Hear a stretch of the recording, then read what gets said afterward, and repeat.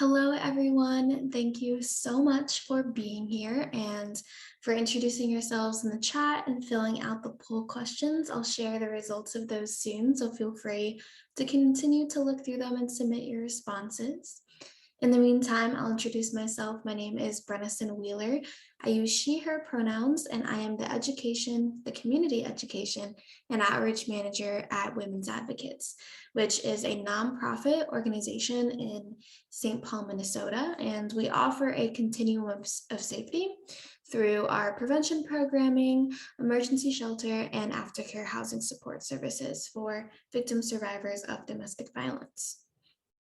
A few quick announcements and reminders. We will be sending out a follow-up email with a link to the recording of the webinar, a PDF of the PowerPoint slides, and information on how to receive a certificate of attendance. This is a webinar, which means that attendees' videos and microphones are automatically turned off, so no one can hear you or see you. Before we officially dive into tonight's webinar, I want to acknowledge and just extend gratitude for our ASL interpreters and for all of you for joining today. And then just a reminder, if you do send messages in the chat that you'd like everyone to see, just double checking your settings to make sure that it is being sent to everyone, to all panelists and all attendees, so we can all benefit from your message.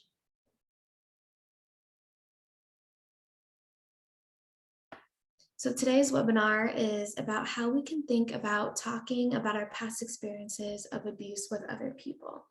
And so before we officially dive in, I'll end the poll and share the results. So it looks like 41% of us are feeling a little cloudy, which is completely valid and understandable. Another 38% are sunshine. We have some other responses to that as well. I think I identify with sunshine today. And then for the question about which of the following is your preferred method of communicating sensitive or vulnerable information, 59% of us said in person, face-to-face, and then 15% said via text, email, social media, and then another 15% said with a handwritten or typed letter or message. I think for me, sometimes I've had a lot of success with writing a letter and then talking about it with them afterward, because that way I can get all of my thoughts out. Sometimes I get a little flustered or forget what I wanted to say when it's in the moment. And so I think being able to pair those two together is something that has worked for me personally. And then one way that you'd like to take care of yourself after this webinar. So 54% said walk around, go outside. If you're in Minnesota, it does seem like it's a beautiful day out, so that sounds like a really great idea. A lot of others are saying that they want to clean up their space, talk to someone, listen to music or a podcast, maybe stretch. So thank you for sharing that.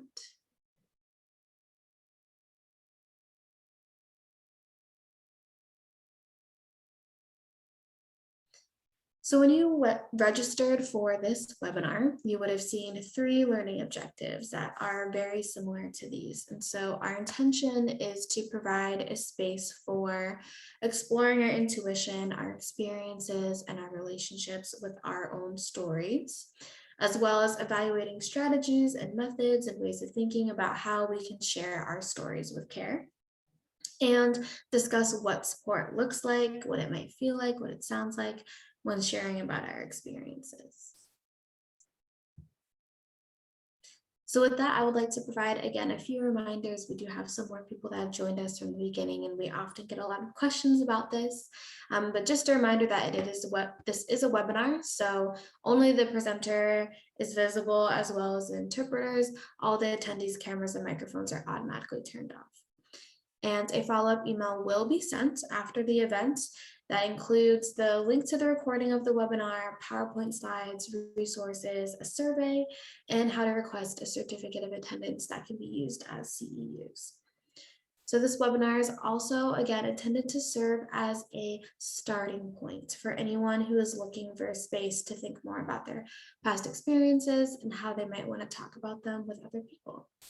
So this conversation is definitely ongoing.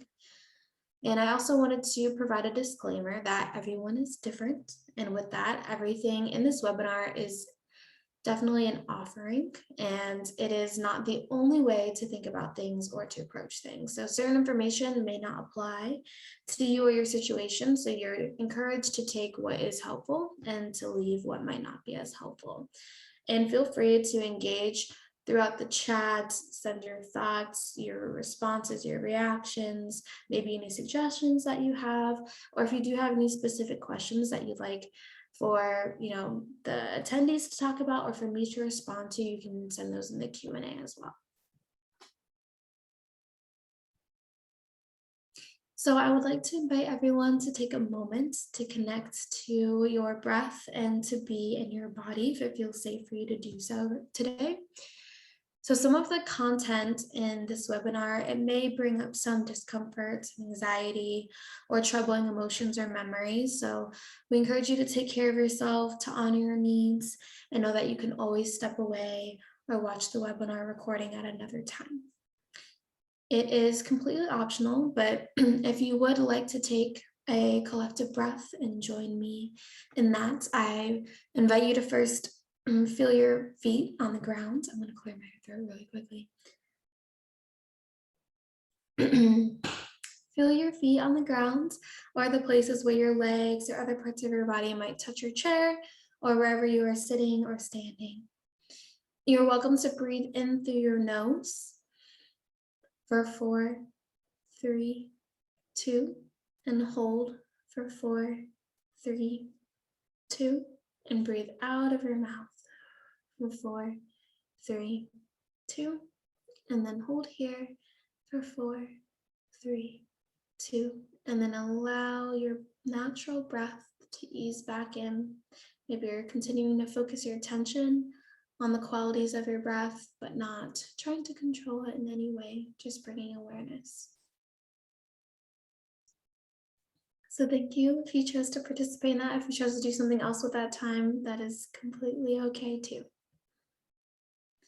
So just to start, I'd like to read this quote because I believe it to be very relevant to today's topic. It's by Rebecca Solnit. She says, "Stories save your life, and stories are your life. We are our stories. Stories that can be both prison and the crowbar to break open the door of that prison. We make stories to save ourselves or to trap ourselves or others. Stories that lift us up or smash us against the stone wall of our own limits and fears. Liberation is always in part a storytelling process. Breaking stories, breaking silences, making new stories. A free person tells her own story. A valued person lives in a society in which her story has a place." So I don't know if people have heard of that quote before, but it definitely really resonated with me and seemed very applicable to today's topic. So I hope you benefited from hearing it. So for some of us, abuse may be a part of our story. You do not have to identify your experience as abuse to benefit from this webinar. But in this context, abuse can include, but is not limited to, childhood abuse, neglect, endangerment, adult intimate partner violence, sexual violence, assault, and rape. So this particular webinar might have some examples that focus on sharing past experiences of sexual and or intimate partner violence, specifically with maybe a new partner. But most of the content in general is general enough to apply to sharing information with other people in our lives as well. So while we're talking about our stories, I also wanted to extend the notion that you are the author, the owner, the holder of your story. So you get to decide what feels right to claim. So the way you talk about your experiences and the words you identify with, all of that can evolve as you grow and change. So some examples of the way you can take ownership of your story is deciding what words and terms you identify with, the ones that feel right to you. So some people really think about their own identity of what it means to have these experiences. They might say, I'm a survivor, or I'm a victim, I'm a thriver. I've heard surthriver, or survivor, or victim survivor, hyphenated. So there's a lot of different ways to think about that. You can also not have a certain label to it and focus on the experience and say, I'm someone who has experienced abuse or has experienced X, Y, and Z. So again, whatever feels right for you. People have different opinions and ways that they feel empowered. So you can decide. And that, again, is always subject to change as you grow. And maybe for the details that you might share in the way you describe your experiences, maybe you say, I was raped. Maybe that's really hard to say. Maybe you feel more comfortable saying someone took advantage of you or something scary happened to you. So there's a lot of different ways to describe that as well, which is totally up to you. And then in terms of kind of choosing what feels like honoring you and your experiences. So maybe you say, my ex abused me, or my past relationship was toxic, or I did not feel safe in my previous relationship. So again, lots of different ways to think about this. Yeah, I'm seeing some, I don't know what's going on, sorry. I'm seeing a lot in the chat about different ways that people identify. So some people are sharing that they identify as a thriver. Some say that they're a victim, survivor, and thriver, or a survivor of childhood sexual assault. They are a warrior. So there's a lot of different ways to think of it too. So thank you for sharing that. And while this webinar is about thinking about the choice of sharing, please know that you're allowed to choose that you don't want to talk about your past experiences. If you choose not to share, it does not make your experiences less valid, less real, or less legitimate. And also, just because you're in a relationship with someone, that does not mean that you're obligated to share everything with them. Again, that can apply to other people in your life too. If it's a family member or a therapist or anyone, you don't have to, you're not obligated to share, right? So there's a lot of different reasons why someone would choose not to share their experiences. And for people who might have suspicions or other things, it's important for us to be able to respect and honor that choice of choosing not to share if that's what they think is best for them. However, if you do choose to share, I just want to remind you and let you know that you definitely deserve to be, to feel safe, to be believed, to feel empowered, to feel supported, validated, held, loved, respected, anything that might be missing on this list too. And you deserve to feel that way, whether it's right before, while you're having a conversation, or anytime after braving that vulnerable space.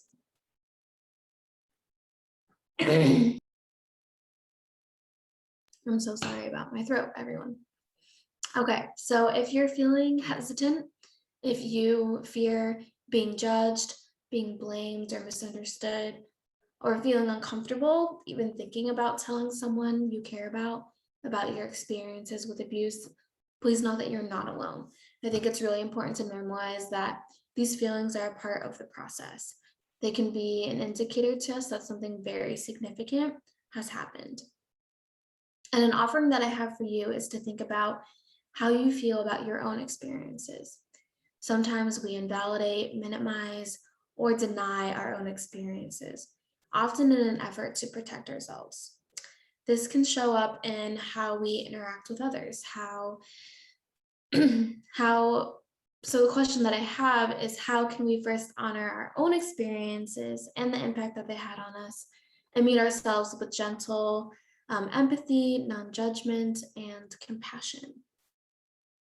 So that can be a loaded question as well to confront. But similarly, feeling discomfort about sharing something that had a significant impact on various aspects of your life and maybe even your sense of self, that makes sense. It's valid, it's understandable, and it can also be a catalyst for deeper connections. So you may have heard of the saying, there's no comfort in the growth zone and no growth in the comfort zone. And I bring this up not to shame anyone who finds new solace in what's comfortable, but to acknowledge that there can be value with this discomfort and that it might be a part of the process. And then another emotion that may arise when we're thinking about talking to someone about our past experiences, particularly maybe a new romantic partner, might be fear. Fear of judgment, again, fear of rejection, fear of not being believed. A section from the article that I linked at the bottom of this slide says, sex for many people, even without sexual trauma, is often inherently an act of vulnerability, where we are naked physically and emotionally. Having to discuss sexual trauma adds an additional layer of vulnerability and can be traumatizing in itself. It's just a really heavy thing to tell someone, and it can change how they think about you. Letting go of that control, how someone thinks of you, and letting them have their own reaction and understanding of that part of you is really hard. It's hard to revisit an experience which was incredibly traumatic and is perhaps linked to feelings of shame or blame. We often go into these conversations with a lot of fear around how that person will react, how they make sense of it, what will they ask, what will they think. We worry about what stereotypes or assumptions they might bring into it. When people have disclosed this to their partners, they feel safer during sex to share boundaries, what they enjoy, and what they don't, often leading to more sexual enjoyment and relaxation. And so that excerpt made me think of Brené Brown's definition of vulnerability, which is the definition of vulnerability is uncertainty, risk, and emotional exposure. But vulnerability is not weakness, it's our most accurate measure of courage. When the barrier is our belief about vulnerability, the question becomes, are we willing to show up and be seen when we can't control the outcome? When the barrier to vulnerability is about safety, the question becomes, are we willing to create courageous spaces so we can be fully seen? And honestly, sometimes the answer to those questions is no, and that's okay too. So practicing self-compassion and patience with our healing journeys is certainly paramount. So speaking of vulnerability, one of the most courageous things we can do for ourselves is to create a space for self-compassion and for self-love. So experiencing any form of trauma, including abuse from someone who says that they love you, can change our relationships with ourselves and the patience and understanding that we extend to ourselves, maybe even impacting our ability to tune in and to be in touch with ourselves, with our intuition, with our inner sense of knowing. And sometimes it can be tough for people who have experienced abuse to trust themselves, to trust others, to even assess what is the right decision, what is the right time, and the right thing to say before we dive too deep into sharing our stories with others. I would like to offer us just a few minutes here to set the tone of connecting to ourselves and leaning into our internal world. So I'll only play a few minutes of this meditation from Sarah Blondin, and you can listen to the rest at another time if you'd like to. So I'll make sure I include that in the email.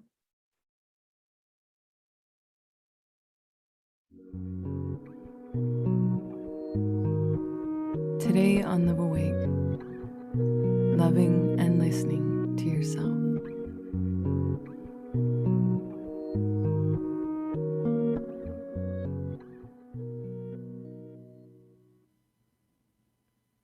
Those who came forward within you when you said these words to yourself, the self that arrived when you touched your heart and spoke lovingly to it. This, my dear one, is your unstoried self. You have just summoned your highest self forward, the gentle love that lives inside of you, the gentle light,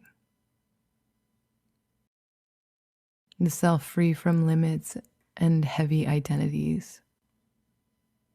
How beautiful you are there behind your image. Realize your power in this moment.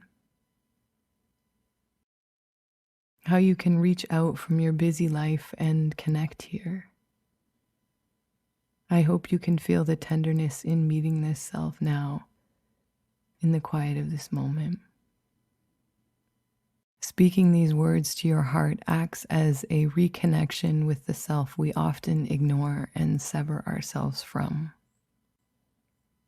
Saying these words to yourself realigns you with the part of you that gets left out in the dark most days and is often neglected and forgotten as we follow our pursuits.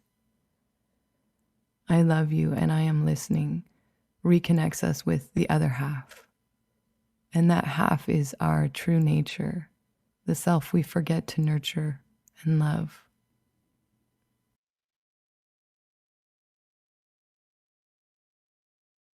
So that's just a few minutes from that meditation, and I encourage you to listen to the rest of it if you would like to on your own. Yes, the link will be included when I send out the PowerPoint. So thank you for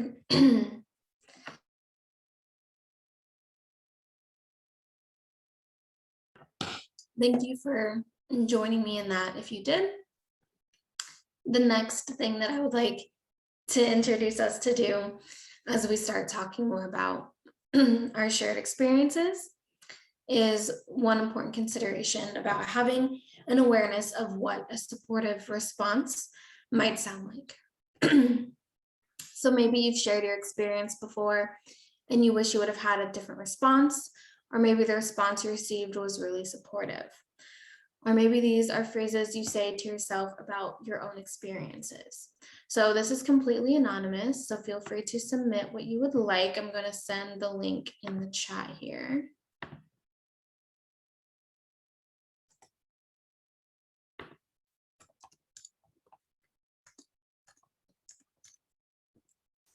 You can also scan the QR code with your phone or any device with that camera and pull up the link that way as well.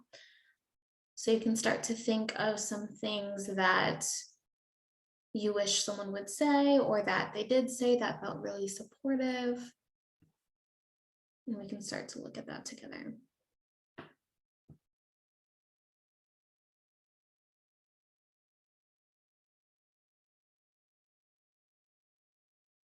So I'm going to share this screen.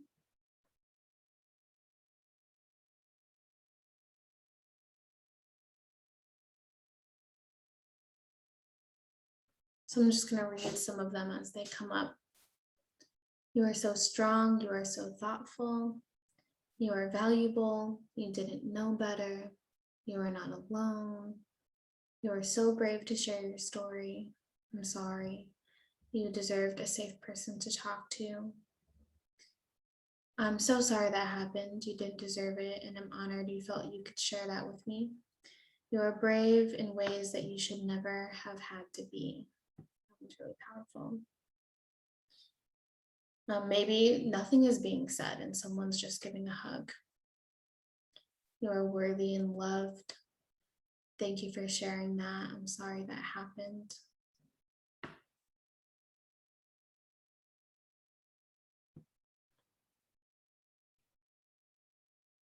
Your feelings are valid.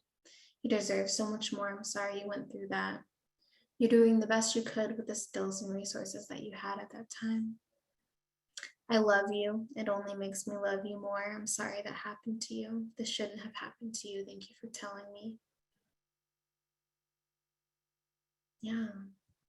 I don't know about you all, but I do even feel like some sense of healing of even hearing these or seeing these responses. So feel free to continue to send them in if you would like. For the sake of time, I think we will continue, but thank you so much for sharing. This is something we might revisit at the end too when we're talking more about our experiences and what we would like to hear from others. So thank you.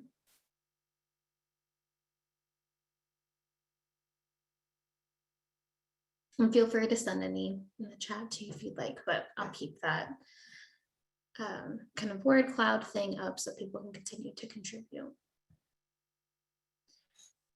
So, a very common response to experiencing trauma is dissociation or suppressing what has happened to us because it's too painful to think about. So, if you are someone who hasn't thought about your experiences, it could be difficult for you to share them with other people, and you might benefit from a dedicated time and space to sit with yourself and learn more about how your past experiences may be impacting you in the present moment.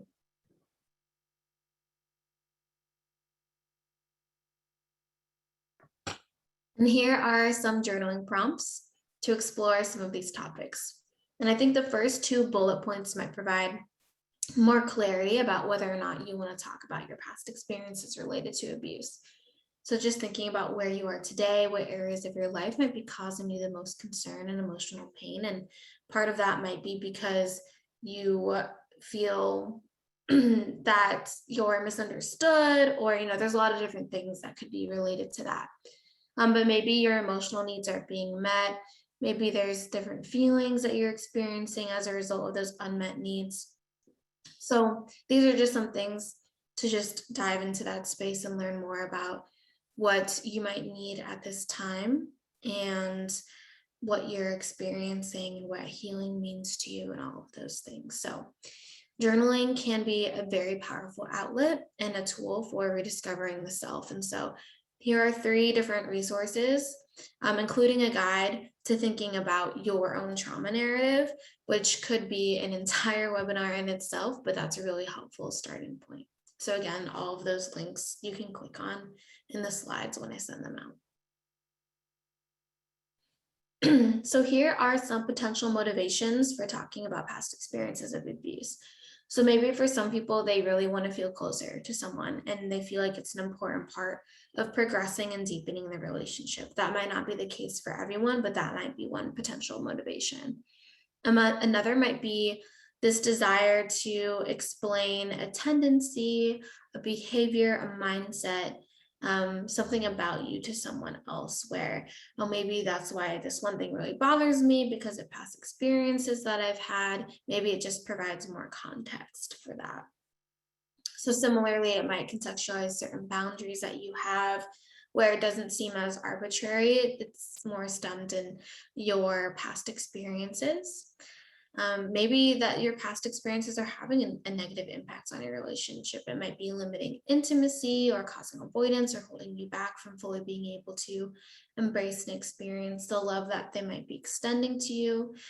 And so that might be a reason for why you'd want to share some of your past experiences. And another is just because you want to. So that just might be, it might not fall into any of those specific categories on the screen, but you might say, this is important for this other person to know.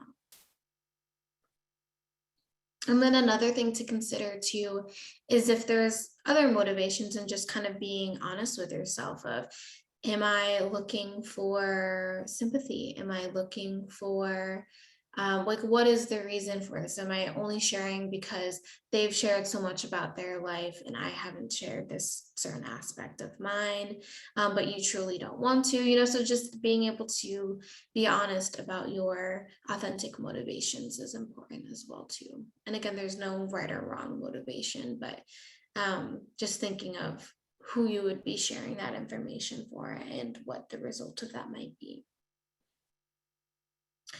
Another thing to consider if you do choose to share is that so the person receiving that, hearing your story might respond and ask, oh, what do you want me to say? What do you need from me? How can I support you? I don't know what to say. And so these are some things that could be answers to that of, I just wanted you to know, I want to know that you care for me unconditionally, you don't view me in a negative light, and that you're here to support me. And I think some of the fear of, oh, I don't want them to view me differently, sometimes it's not always negative, right? Sometimes they might view you as some of the responses that people sent in that word cloud of, you are so strong, or you were so resilient when you shouldn't have been in that situation in the first place. So it's not, some people really fear pity, and sometimes it's not, they see strength, they see courage. they see, gentleness, all of these things. Another might be you say, I don't exactly know how you can support me right now. Maybe, like someone said in the word cloud, you just need a hug. You just want that physical comfort. But you might say, just by listening and honoring my story, I feel heard and seen. Thank you. Or another response might be sharing something specific of, here's a specific boundary based on this experience. I can't deal with swearing during sex at all. That's very triggering for me. So that's always something I explain to people. So kind of phrasing it that way might provide it's not you, it's something that is just something that is uncomfortable for me and because of my past experiences. So here's a boundary. It might also be something of, I want you to know that I really care about you and our relationship. And I've had some experiences that make it difficult for me to trust fully and have resulted in some trauma responses even when I am safe. So maybe there's certain things that you want them to know this isn't something they're causing. It's just because of past things that have happened. So in the chat, some people are sharing a quote that they love is, I pray you heal from things no one ever apologized for.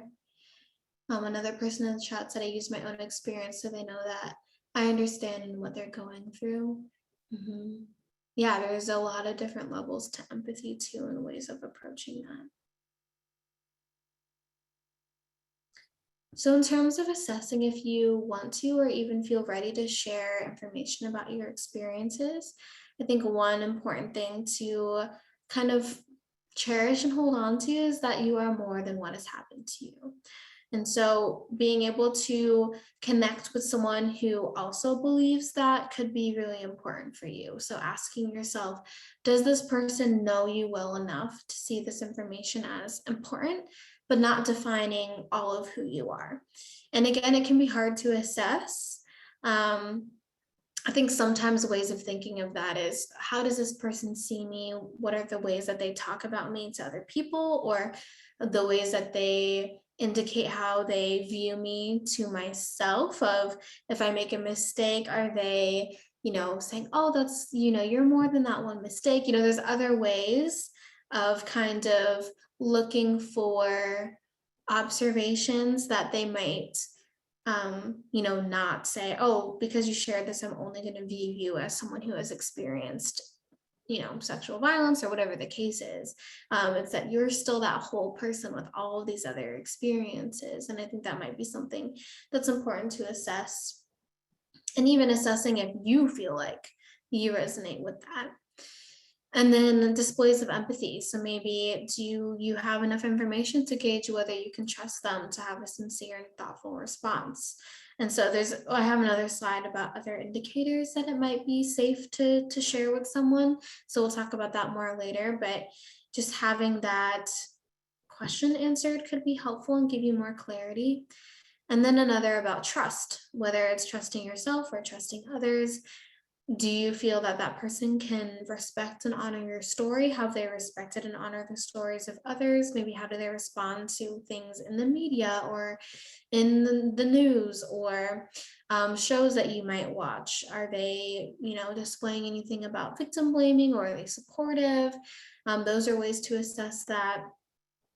And then, do you trust yourself to be able to show up in that vulnerable space? And do you trust that you're able to tap into what your needs are and be able to support yourself? Because sometimes it can be really scary to go into that space not knowing what you might need or ways to feel supported. And so being able to trust yourself to honor your story, honor how you're feeling in that moment, can be an important part of the process too.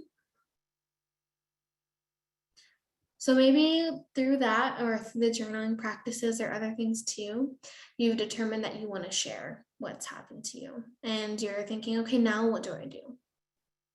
And so there's this quote from an article that I also linked to the slide about, what matters most is that the decision to disclose is one that makes you feel empowered and safe.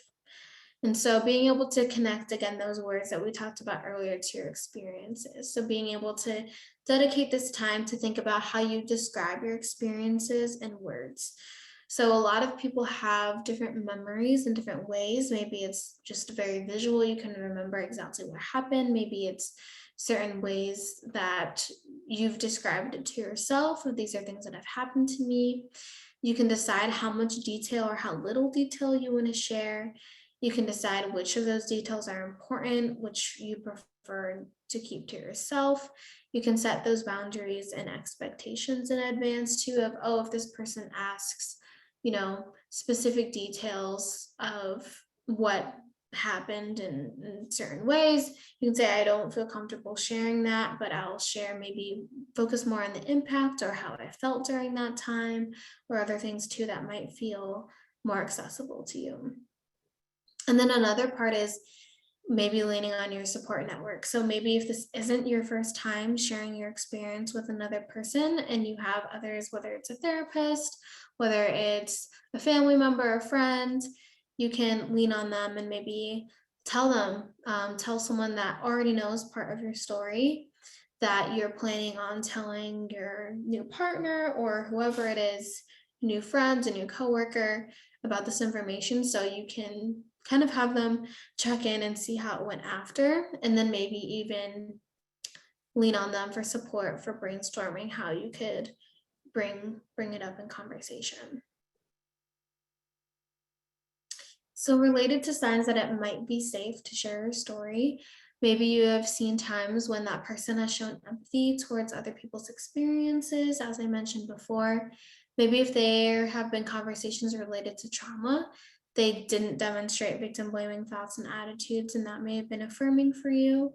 They respect other boundaries that you've set before too. That could be a good indicator.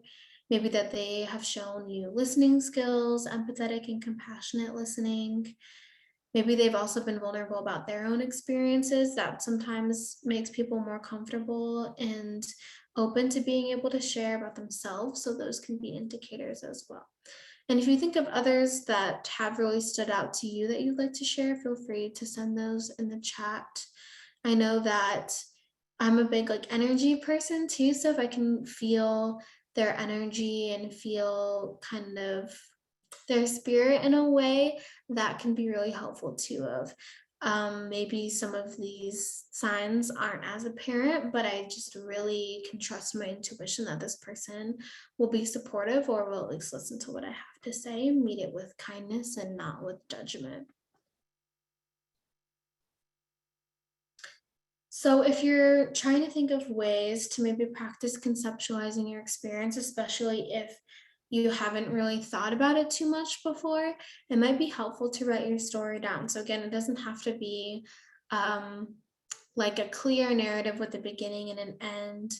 It can be bullets, it can be circles, it can be, just different things that you are writing down. It can be fragmented, it can be more of this happened, it can be more chronological, it can be more focused on your emotions, or you can, just write down different details that stand out to you. And then you can kind of weave them together and think about the words you'll use to describe those things as well. Maybe you practice saying things out loud in front of a mirror and seeing what you look like when you say those words out loud. And that can be kind of a little bit of desensitization too, where it's not as a scary thing if your body kind of remembers, oh, okay, I've said this before. It's not completely new. Of course, it's the first time you're telling that person, so that might contribute to feeling less familiar and uncertain of how they're going to respond, but that can be supportive.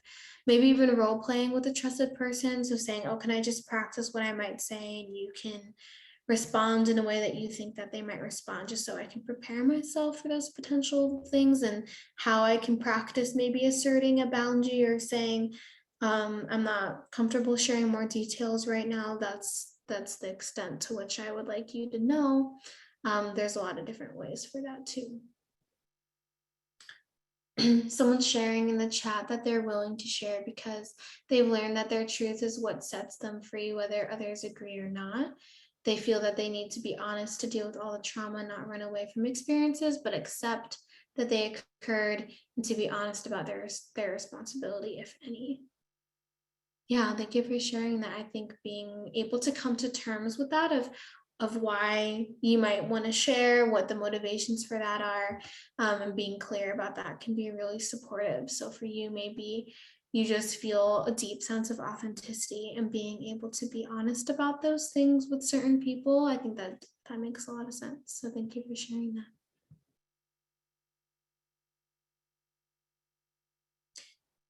So, in terms of ways of sharing, there's other ways that you can approach it too. So, this other quote from the same article is, remember, even if you start to disclose, you can stop at any time. If you feel unsafe, and again, you don't even have to feel unsafe. It can be just because you don't want to continue. Maybe you started and you realize that you don't want to continue and it doesn't feel comfortable, and you can say, maybe we'll talk about it at another time, or I'll let you know if I want to resume talking about this. But if you do start to share, again, as we mentioned earlier, you can write a letter. I know some people said that they enjoy writing a letter or sending a text or crafting an email or maybe even writing a poem. So that written word, I know sometimes people have a hard time, speaking, communicating, like with that other person at the same time, where maybe they fear interruption or being misunderstood or not being able to have all of their thoughts fully collected. So writing things down can help kind of get the whole comprehensive story and be able to share that. But maybe you prefer to speak from the heart.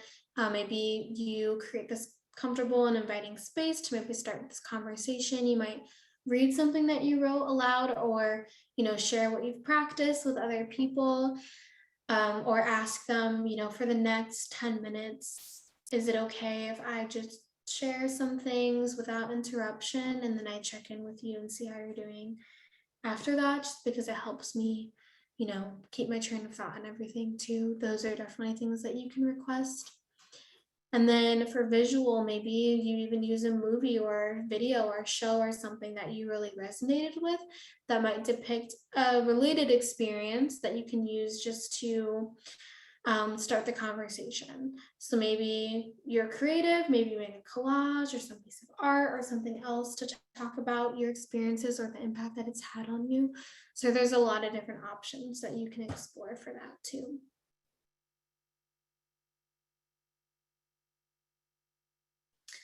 So some specific examples of these words. So maybe you say something like, I have something important to tell you, and I feel nervous.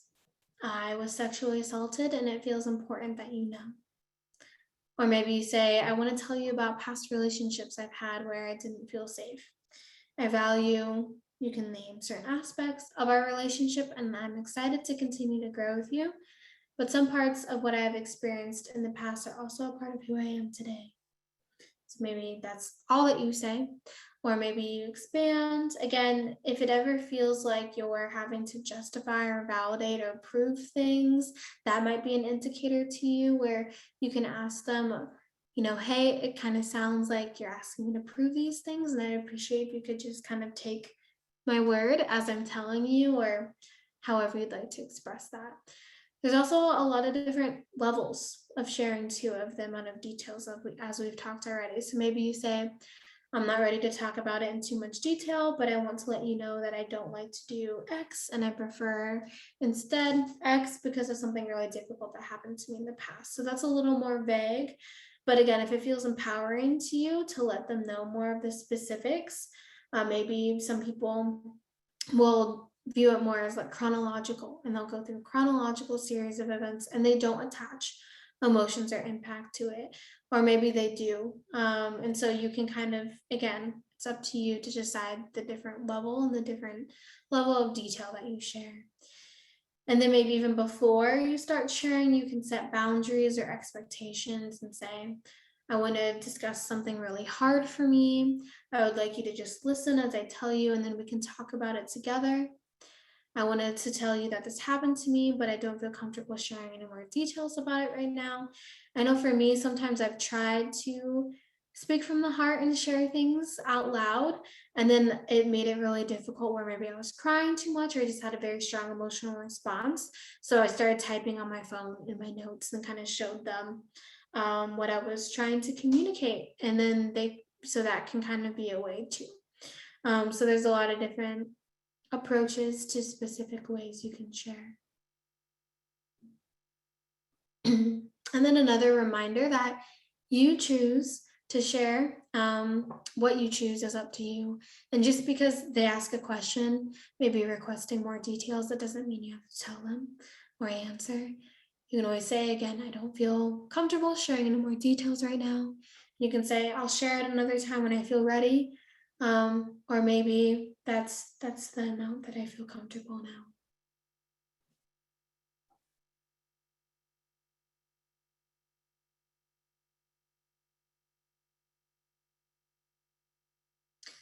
So maybe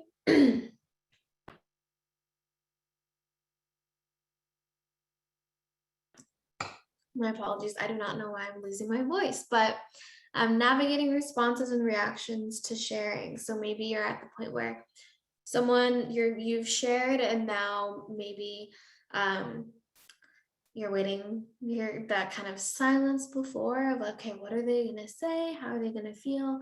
Maybe they pull you in for a hug, other things, or maybe they don't know what to say, they're very surprised. But one thing is definitely to be mindful of your own emotional capacity. So being able to honor yourself first and foremost and thinking, okay, what do I need? And prioritizing that because sometimes people share that they do a lot of emotional labor, unfortunately, for that other person, where you just kind of shared something very vulnerable and then you're having to support them in holding your story. Maybe you express curiosity and say, how do you feel after hearing this? And maybe if you have certain curiosities in your head, you verbalize them and just ask instead of making assumptions of, oh, they probably view me in this way, or they probably think of me in this way, or whatever the case is. You can ask them, like, oh, I'm curious, do you think this or that? And they can clarify for you. Maybe space is needed. Maybe saying, would you like some space and time to process? When can I check in with you? Maybe time might be needed. So maybe you still want to spend time with that person, but you're not sure what to say, or you don't want to continue talking about it in that moment. So maybe you say, can we watch a movie or a show? And then we can check in with each other after. That question mark is supposed to be after the word after. But yeah, there's a lot of different ways to kind of navigate those responses. And again, not focusing too much on that, but still, being receptive and seeing what they have to say is definitely important. And so thinking of that in advance might be helpful. And then this article also shared a lot of different potential emotions that the person you shared with might experience. So I thought it was helpful. Um, there's one of anger. So the article talks about how many people might say that they feel really angry toward the person that caused the harm toward the perpetrator, the ex, or whoever it was. So they might express that they want to seek revenge on your behalf or all these other things. I think they talk about it being a natural way to feel, but again, it's not always helpful to turn to that. Sometimes that person might feel confusion. They might be so scared of saying the wrong thing that they'll stall for time by asking a lot of questions about the assault or what led up to it. So maybe it just is confusing to them or other things. So those questions might make it sound like they're blaming you for what happened or suggesting that you could have avoided the attack by doing something different. And so if that's how you're experiencing it, it's important to be able to let them know and remind them that the best thing they can do is to just support you and to not be an investigator, to not be an interrogator, just to be someone who's there to support. And maybe a better alternative question is, how can I be there for you? How can I support you? Instead of, what were you doing? Why were you there? Or why didn't you stop it? Or whatever the case is. Maybe they also feel fear. So loved ones might fear for your safety or feel really protective. And again, while it might be helpful and okay to want to help. Being overly protective of someone who's experienced trauma can take away from their feelings of control over their own decisions too. So making sure that you're not taking power and control and autonomy away from them. Another emotion that they talk about is frustration. So, someone who cares about you may feel powerless to help. Maybe they feel really frustrated. Again, reminding them that healing's different for everyone and it may take a longer time. And it's important that those supporting you are patient. And then guilt is another one too. Some people might feel guilty or responsible for what happened, even if they're not.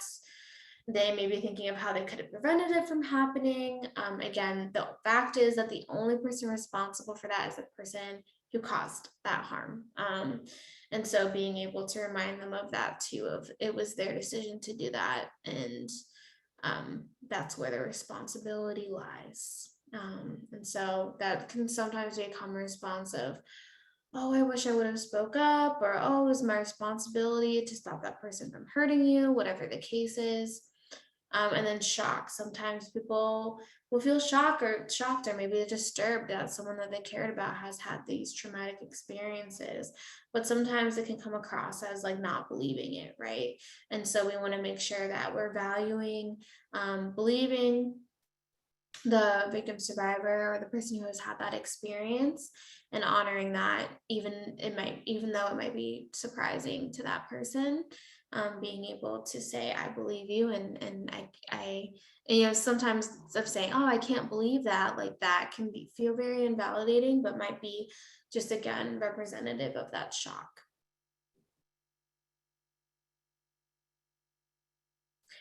So again, related to what we did with the word cloud earlier, is what supportive responses could sound like. So saying things like, I believe you, thank you for telling me.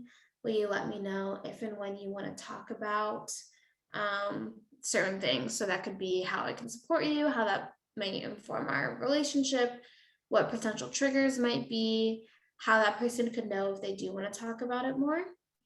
Maybe saying, again, it's not your fault. You didn't deserve to be treated that way. You are special to me, and it's important that you feel safe, respected, and cared for when you're around me. Maybe saying, it's not easy to share information like that. I'm sorry this happened. You are more than these experiences. I love you. I think sometimes people think, oh, that's inherent. Like, oh, they automatically will know that, all of these things, but actually hearing them can be very, very important. Saying, I admire your ability to share this with me. You're not alone, and I'm here to support you however you want me to. I care about you, and I'm here to listen or help in any way. So those are some examples in addition to all the other things that people talked about. And then navigating unsupportive reactions. So some of those unsupportive reactions could be doubting or questioning, again, not believing, asking what you were wearing or doing when this all occurred, asking what you did to provoke it, saying you should have gotten over it by now, reactions that feel invalidating, shaming, and blaming. All of those things are unsupportive.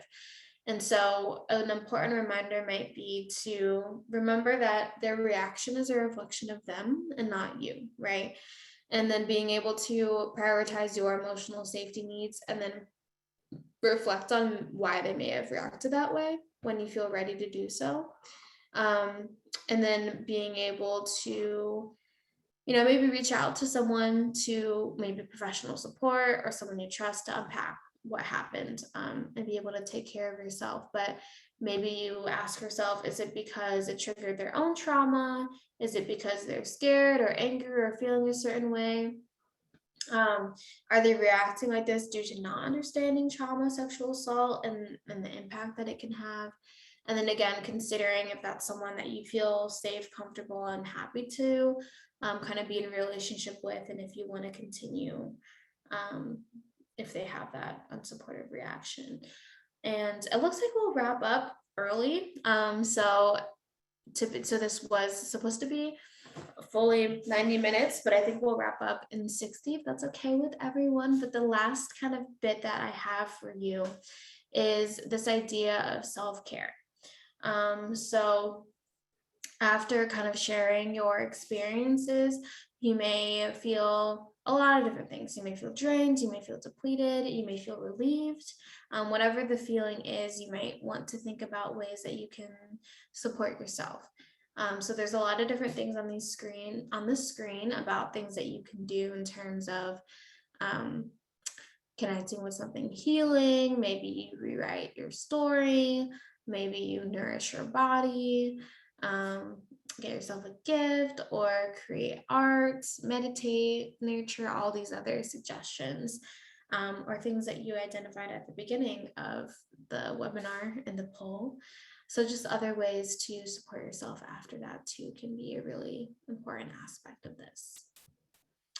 And then I'll leave you all with this quote about, it's from Lisa Olvera, and I think it is really, has a lot of different things in it for us to think about. So it says, pain is not meant to be ran from, nor is joy meant to be clung to. All of it is meant to be allowed as it arises and equally allowed to pass as it is meant to. Your uncertainty is a sign of presence. There is no one way to feel in any given situation or experience. We are in control of so little, and being in control is never the point. Beautiful things can be painful. Painful things can also be beautiful. What does it look like to soften, to allow yourself to thaw in places that were once hardened, to let yourself release in spaces that were once held too tightly? Your tenderness is necessary. This, to me, is what living is for. Learning to be with all of it as gently and tenderly as we can.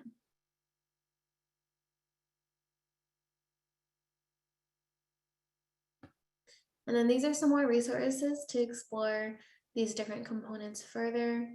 And so if you're looking for even more to think about how to talk about past experiences, there's a lot of different resources on this slide that you can click through.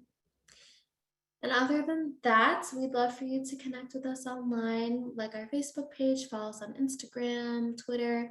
You can subscribe to our YouTube channel. That's where we post the recordings for all of our webinars. And you can also reach out to us via email.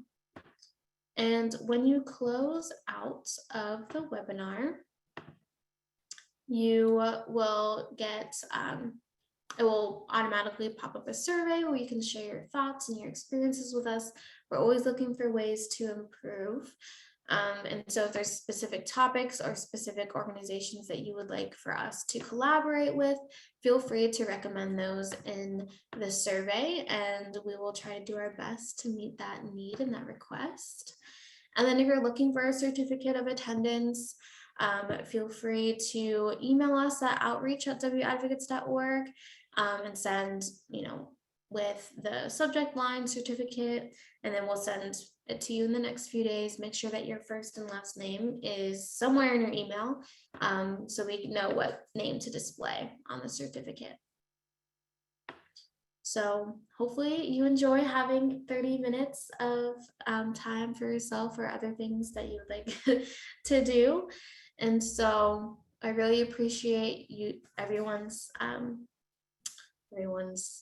attention and time and contributions. And maybe I'll just pull up the other things that we all contributed to look at as we head out, because I think there's been some additions.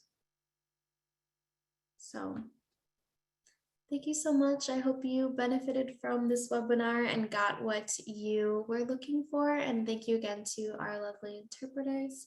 I'm going to go ahead and end the recording.